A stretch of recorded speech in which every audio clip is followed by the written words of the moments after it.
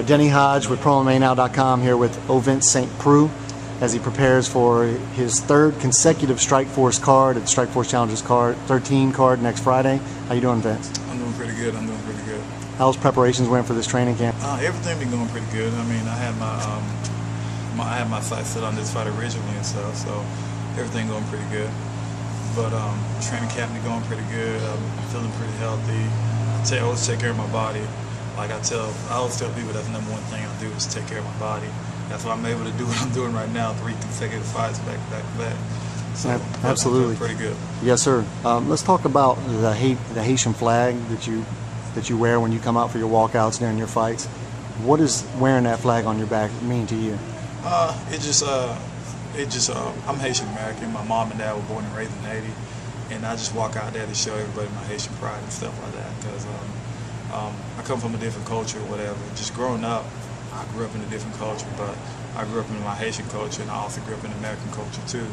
But I just want to let everybody know where I'm really from and stuff like that, where my parents from, just the struggles and stuff. And then on top of that, it's just like what happened last year with not last year actually, in January with the earthquake and everything in Haiti and stuff. I just want to show my pride, show my people and stuff. It's almost kind of when you give like people hope and stuff. Like I got a lot of people back home always talking about, man, I see you repping it out there for the Haitian people. That makes me so proud and stuff. So it just kind of brings a good feeling to me when I do that. That's what it's all about, man. I mean, the fighting spirit in Haiti has always been alive, all throughout history, and a lot of political turmoil. Oh yeah, most definitely. It's one of the biggest things. It's just like a lot of people don't know that Haiti was the first black nation to gain their independence back in 1804, and like Haiti's rich in tradition and with its culture and pretty much everything else. And I just, you kind of want to use that to kind of fuel you and stuff. I take a lot of pride in that. And that's one of the reasons I do that. I come out with the Haitian flag, his dad, my parents, and stuff like that, to just show my respect and show everybody where I'm from and stuff. So, have your parents, are they 100% on board with your choice of a career now? Not necessarily. My mom have a hard time watching it from time to time. When she watch it, she don't necessarily know what's going on, just because she really don't know how to speak English. So she necessarily don't know what's going on and stuff. My brother got to explain to her half the time what's going on. But I think now she's getting more comfortable with it. So it's one of them things where she don't like it, like with every parent. They don't like seeing their child get in a situation like that. But at the same time, she understands too. So I mean, she's coming more in tune with it. Now, Tennessee's kind of became your second home growing up in Florida, like you mentioned before. Attending the University of Tennessee, how much of a culture shock was it moving from Florida to a state like Tennessee? It was pretty shocking and stuff because I wasn't used to. I guess up here is so I gotta put it black and white, and back home is like everything is multicultural, and back home, I mean, you got white people, you got black people, you got Haitian, Dominican, Puerto Rican, and so forth, and it's just like it wasn't no big deal. It just up here, just like, so, like, I don't know. But it was definitely a culture shock. But, I mean, it's one of the things, like, I get back home and stuff, and you be like, okay, man, I miss this food, I miss this food, I miss this food and stuff. I tell my mom every time I come home, I'm like, man, I need to have Haitian food, I need to have Haitian food. Or when I go home to Immokalee, I make sure I have my Haitian food when I get home to Immokalee, and when I wake up in the morning, I always go to this Hispanic restaurant, El Taquitos, and get me some breakfast burritos, and I mean, it's a little thing. It's like something that you do all the time when you're back home. So I try to, I guess, engorge myself with, I guess, the food back home before I come up to the UT. Cause I guess one thing I regretted not doing is learning how to cook. No doubt. So, but nothing like mama's cooking anyway. Oh yeah, most definitely. So I mean, it was definitely culture shock, but it's one of the things I got used to. I mean, I adapt to my environment pretty quickly and stuff, so I'm not complaining. So. Well, with the huge earthquake that devastated Haiti, it wasn't that long ago.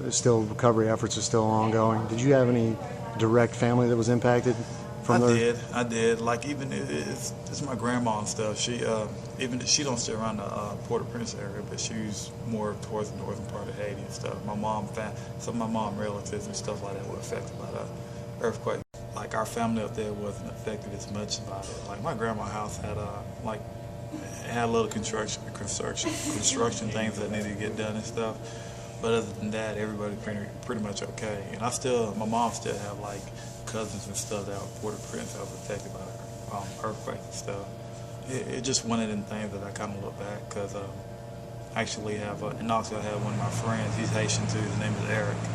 And we were talking, he just called me up, he was like, man, did you hear what happened in Haiti? And I was like, what happened? I was like, an earthquake. And I'm thinking to myself, oh, an earthquake. And the magnitude must have been, it wasn't that big. And I was like, and I was thinking at the same time, oh, like, there's no fault lines in Haiti or around the Caribbean, is there?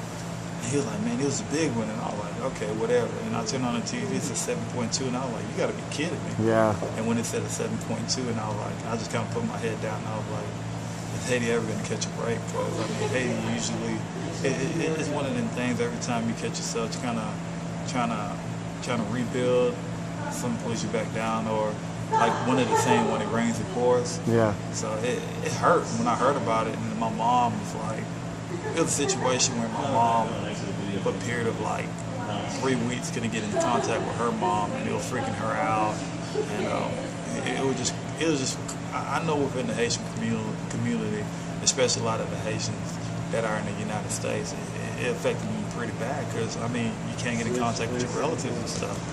Yeah, that's got to be the worst thing about it because the lines of communication were pretty much destroyed, and not knowing has got to be the toughest thing. You know, when there's a catastrophe, you just don't know if people are dead, if they're alive, you don't know what their status is, and you're just helpless because there ain't much you can do about it. Yeah, it was one of them things. It's just like, and I caught myself at a point, it's just, I know when that happened, I was like, okay, I'm going to need the help. So every time I get a little thing, and I'm sending money home to my mom and stuff, just trying to help out as much as possible because I know my mom's sending money and stuff. And every time I like, sometimes my fight money, the minute it's one of the situations like I gotta win this fight, and then I'm like, okay, this money going to my mom because she need to help out my grandma, she need help out her cousin, and my dad is trying to do this for his family and so forth. It was stressful. It was a stressful time. Everything is kind of calming down a little bit, but there's still a lot of work to be done, though. Absolutely. I mean, you fought 6 times in 2010, and it doesn't look like you're going to slow it down in 2011. Where does that work ethic come from? Do you credit either one of your parents or both combined as far as where your strong work ethic comes from? I think I got to credit both of my parents. A lot of people don't know this. Both of my parents were born and raised in Haiti. They're the oldest in their family, and I think my mom's side of the family, she had like 8 siblings. My dad had about 8 or 9 too. And being the oldest and stuff, they didn't have any prior education and stuff. Just the will that my dad had, he was like, okay, I want to better. He wanted to. He knew he couldn't better himself, but he was like, okay, I want to go somewhere so I can better my kids' education and stuff. Which he did. He came to America. He was working. He struggled too. And this is coming from a man and woman who barely knows how to read and write, and just growing up. I mean, like it was kind of funny because I wouldn't say it was kind of funny. Just growing up, I didn't realize like how much my dad worked and stuff. He just every time he worked Monday through Fridays, early in the morning, 6 o'clock in the morning, and get home till about 6 o'clock at night. And sometimes he works on Saturdays. And it was kind of crazy just seeing my dad work. And I actually went into work with him one day, and I was like, I think at that time I was like 12 or 13. I was like, I don't think I could do this, just because doing just day in and day out, I just didn't think I could do this. Yeah, that's when you realize that being an adult is a whole different ball game than what you think. Most definitely. And I guess the thing I credit to my dad is just like he always put his family before him. He constantly worked for his family to support his family and stuff. And that's the number one thing. I think I credit my dad. I think my dad, like every time I see my dad, I go home and I'm like, thank you. Just because of the work ethic that he put forward and stuff like that, kind of went corresponding with football, and then with football counted with MMA. Like I'm constantly taking care of my body. I'm constantly working out. I'm constantly like trying to better myself, just like my dad did, to better us. And thus far, like all the kids in our family, we end up doing pretty good. So, and I mean, it's something my dad wanted to do, which I'm truly happy about, which he did. So how big was it for your parents knowing that you graduated with a college degree and everything? I mean, how big was that in their eyes? That had to be one of their proudest moments for you as their child. It was. I was the first one in my immediate family to graduate from college, and my mom came up here. My dad couldn't make it due to the fact he was sick and stuff. But I mean, it brought a lot of tears to my mom. So it slowly but surely, like all the siblings, we all graduated and stuff. Like when I graduated, I mean, I just told my mom, it's just like, that's the number one thing. A lot of times all I want to do is keep my mom happy. My mom tell me to graduate, mom graduated from college. My mom tell me to do good, mom, I'm doing good. So it's one of the things like, just for her to come up here and see me walking across the stage when I graduated from UT, she cried. I mean, it hurt. It made me cry. So I know I accomplished something a lot of mothers want to see their child did, and I did it, and I'm thankful. And so I was definitely thankful. Well, let's talk about a contrast of styles. Your teammate Chris Wright's also fighting on this card. He's loud. He's out there. He's got the dance. He's got the singing. And you seem to be the total opposite. I've seen you a bunch of times. When you walk out to the cage, you're really quiet. You look truly focused on what you're doing. Even if you're in a stare down at the weigh-ins or whatever, you know, there's not a lot of emotion on your face. Is that kind of the way you handle everything in this sport? Pretty much. I mean, all my life I've been kind of quiet, and I wasn't too loud or nothing like that. And I mean, Chris, he's a little Chris, he's a little loud. He's a little out there and stuff like that. But that's just Chris. But I guess whatever works for him. It works for him. I'm just the type, just like I'm kind of quiet and stuff. I asked him before his fight, he's like, "Are you nervous?" I'm like, "Nah, I'm not nervous. I'm not nervous." I'm looking at him. I'm like thinking to myself, he's nervous. He just don't want to admit to nothing. Yeah. But Chris got a style about coming out and stuff. Like it works for him. And thus far this year, he been on if he didn't get hurt, he was on the road just like fighting and stuff. So he's 4-0 right now, and like me, I got my little road going on and stuff right now. So I mean, Chris is he's definitely one of them guys that you wanna look for and stuff like that. Just because you don't know what's gonna happen. You truly don't know what's gonna happen. You just don't know what's gonna happen when it comes to Chris. So he's not afraid to speak his mind or anything. So I mean, it's a good thing though. Well, you always got a coolness and a calmness to you every time I've ever seen you, no matter who you're fighting. It doesn't seem like it matters to you who you fight. I mean, is that just a confident thing that you have in yourself with your athletic background? I mean, it's one of the things you definitely have to have confidence in yourself. It's one of them things like during training, I really think during training that's when you actually get beat up getting ready for a fight.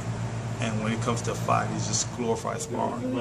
Fight should be the easy part. Training should be the hard part. Yeah, fighting is kind of, you would say it's kind of the easy part. Sometimes I'd rather just fight than train, just because training is so hard. And the thing about training, I thought you kind of put it together. Fight, it takes about 17 minutes with the minute breaks in between and stuff. Sometimes with training, you get grinded for an hour. Right. And after that, you just get up and just be like, okay, I'd rather did the fight for a whole 17 minutes straight than doing that. And who knows, the fight might not last 17 minutes. It might last 8 seconds like one of my fights. So, right. But I don't know, I always have that cool, calm, collective feeling towards me. I mean, I'm always like, I guess what can you do to me that hasn't been done already? Right. So it's one of them. It's one of them things. So do you think that was a big factor in the way you started your career? Because I know you was 3-4 at one point in your career. Did you ever doubt yourself at that time, or did you know that all right, once I get my experience, I'm gonna get this thing turned around and we'll get on a roll? I actually doubted myself towards like November, December last year, just because of my record and stuff. And I was like, what's going on? What am I doing wrong and stuff like that? And it was one of them things I know I had the tools. But the biggest thing, I guess, was transferring over from football to actual MMA, which is a different type of cardio. And I got with my strength and conditioning coach, Nate Hoffmeister, who is at Next Level Training. He definitely got my cardio a lot better. I got stronger. I got faster. And like it's kind of funny. It's just like I won't feel strong, but people lock up with me and be like, "Man, you feel strong." And I'm like, "Well, I don't feel that strong. I feel like I could get stronger. I feel like I get faster." And just working with my trainer Eric Turner and stuff like that, I just know being with him, I still got a lot to learn. I've only been doing this 4 years. I tell a lot of people when I say 4 years, I mean 4 years ago I started green. I didn't know anything, and I'm here now, and I'm still learning stuff every day. This is like one of the reasons that everywhere I go somewhere, I'm always tuning in. I'm always trying to figure out what's going on and stuff like that. So it's one of the things I'm happy about. So. Well, 6-0 in 2010, about to get 2011 kicked off against Mbongo Humphrey. What are your feelings about him as an opponent? He's definitely a good fighter. Obviously, he's fighting for Strikeforce, so Strikeforce won't get any slouch fighting. So he's definitely a good fighter. He beat George Bush. He fought Brett Rogers at heavyweight. Yep, sure did. So I mean, that's a big dude right there. And he fought Mike Cal light heavyweight and got beat in the second round with a rear naked choke. But a lot of people said he was winning in the first round and stuff. So obviously that tells you a lot about his talents and stuff. I think his record right now is 82 or 7-2.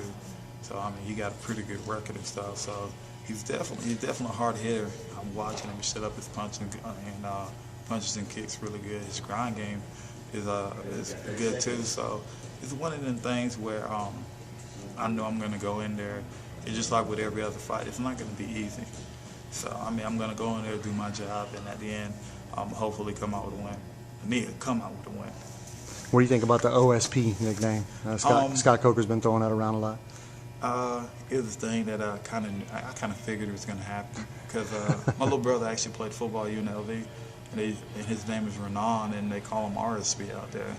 And I knew when everybody started Ovince St. Preux, it was like the OSP was going to flow with it because a lot of people, it's kind of funny, to this day a lot of announcers, when they actually say my name, they completely torture my name. But yeah. It's like OSP, and I'm like, okay, I knew he was going to kind of stick with it. I'm not complaining about it.